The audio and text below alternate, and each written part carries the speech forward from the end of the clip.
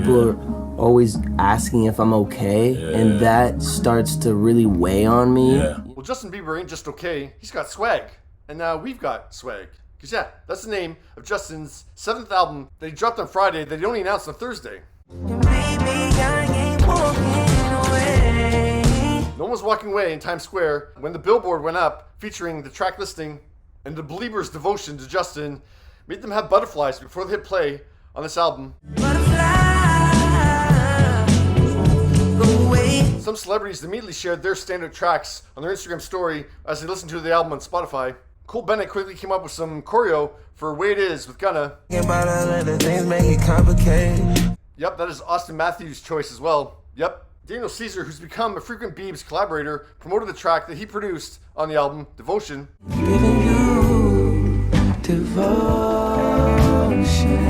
That's the track that Kim Kardashian decided to post on her Instagram story with 3 fire emojis. Kim's got good taste. It's one of my favorites on the album too.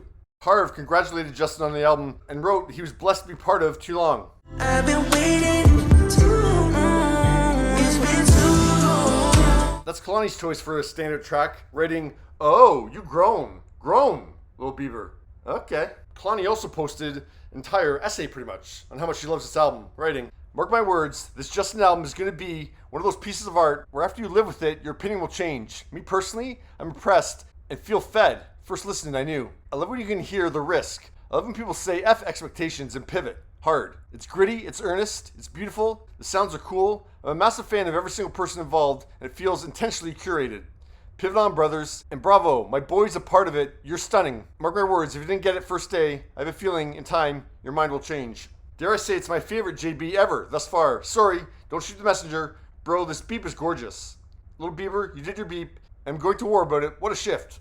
Dolla Sign also gave his praise emoji in the Instagram comments, while Timbaland had 4 fire emojis for JB's swag. Manuel Acho got it on repeat, calling it musical brilliance. Using the title song as his soundtrack, Tom Green demonstrated how the album sounded on a farm, writing, "Love the new music." DJ Khaled was the one who wrote his review on social media, calling Swag an amazing album, so many vibes on this album to the world. And that world includes Bieber's former manager, Scooter Braun, who Bieber just had to give a huge payout to because of his canceled tour in 2022. Well, Scooter listened to the album, and whether or not people want to hear it or not, he gave his review on his Instagram story, writing, "This is without a doubt the most authentically Justin Bieber album to date. It's beautiful, raw, and truly him, and that matters." And that's a sentiment that Watt echoed in his post when he wrote, "Lil Bieber, the most you ever. Congratulations, my brother. I've had the privilege of witnessing his growth for almost 2 decades.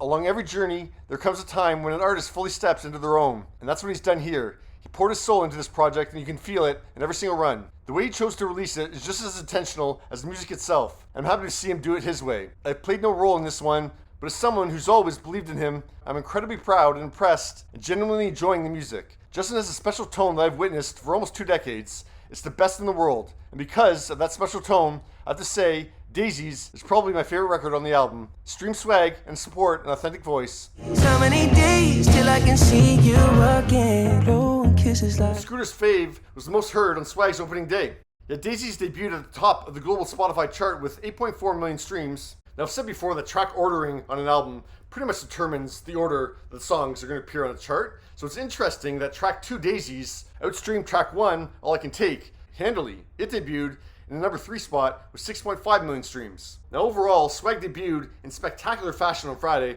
with 72.7 million streams in its first day of release. That's fantastic. Like 7 albums in to still be generating that amount of interest in your albums. And yeah, I mean, this is a surprise album. He didn't really do any promo for it on the day of the release. Like, I mean, he didn't do any interviews. There's no music videos. So yeah, to get that level of attention is pretty amazing. Projections have it moving 175,000 units in its first week, which is solid. Not amazing, but solid. The album is weak critical support. Rolling Stone did give it 4 to 5 stars. Clash gave it 7 out of 10. The Guardian gave Swag 3 out of 5, which is like 6 out of 10. Consequence gave it a C+. Evening Standard, The Independent, and The Telegraph all gave Swag 2 out of 5. This is a hard one to have an immediate clear opinion on because, yeah, production-wise it does sound like a bunch of demo recordings, which I hate when artists do that because, yeah, they don't take the time to really, curate their music.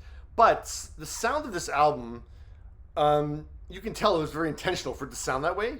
Like, it's not like it sounds like a demo because of lack of effort, because it sounds like a demo because that was the choice that Bieber made. And it's all I You can hear Michael Jackson on All I Could Take, a lot of Frank Ocean on this album, like tracks like Daisies and Yukon. Are you with me?